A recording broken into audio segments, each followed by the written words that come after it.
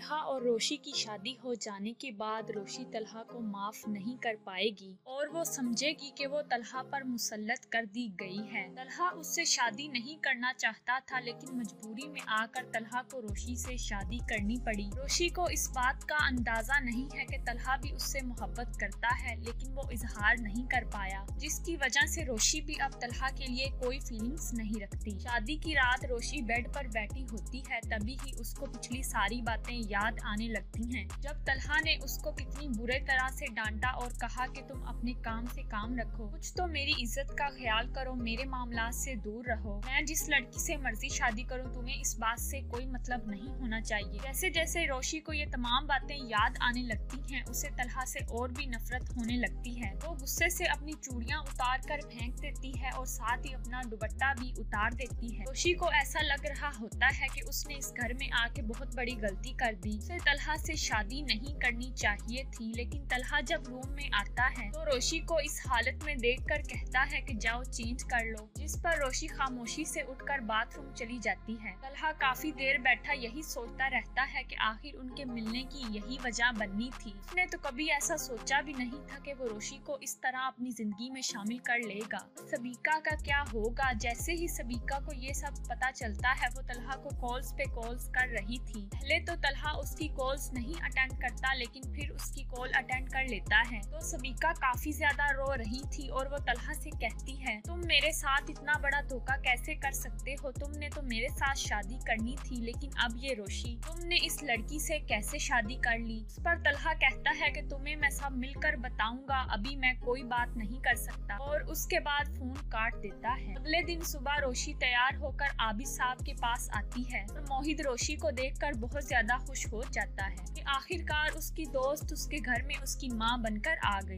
रोशी सब घर वालों के लिए नाश्ता बनाती है, तभी थोड़ी देर बाद तलहा भी रूम से आ जाता है। तो रोशी को काम करते देखकर अंदर ही अंदर मुस्कुरा रहा था कि किस तरह रोशी उसकी जिंदगी में शामिल हो गई, लेकिन वो ये बात बड़ी अच्छी तरह से जानता है कि उसने रोशी को बहुत ज्यादा इंसल्ट किया है, इसीलिए अब वो रोशी को मनाने की कोशिश करेगा। नाश्ते के बाद वहीं पर सबीका आ जाती है और सबीका रोशी को बहुत बुरा भला कहने लगती है और कहती है कि तुम जैसी इमैच्योर लड़की तलहा के साथ बिल्कुल भी सूट नहीं करती, तुम्हारी हिम्मत कैसे हुई मुझसे मेरे तलहा को छीनने की। तलहा जब सबीका की ये सब बातें सुनता है तो उसे भी गुस्सा आ जाता है और वो रोशी के आगे खड़ा होकर कहता है कि ये मेरी बीवी है, तुम्हें कोई हक नहीं पहुँचता कि तुम इसे इस तरह से ट्रीट करो। इस पर सबीका तलहा से कहती है कि तलहा तुम्हें क्या हो गया है? मैं तुम्हारी मोहब्बत हूँ और ये लड़की तुम पर मुसल्लत कर दी गई है, उसे अपनी जिंदगी से निकालो क्योंकि हमारी शादी होने वाली है। जिस पर तलहा कहता है कि मुझे अपने अल्फाज दोबारा दोहराने की जरूरत नहीं, मैंने तुम्हें बोला है कि मैं शादी कर चुका हूँ और रोशी मेरी बीवी है और मैं इसकी इंसल्ट करने का हक किसी को भी नहीं दूंगा,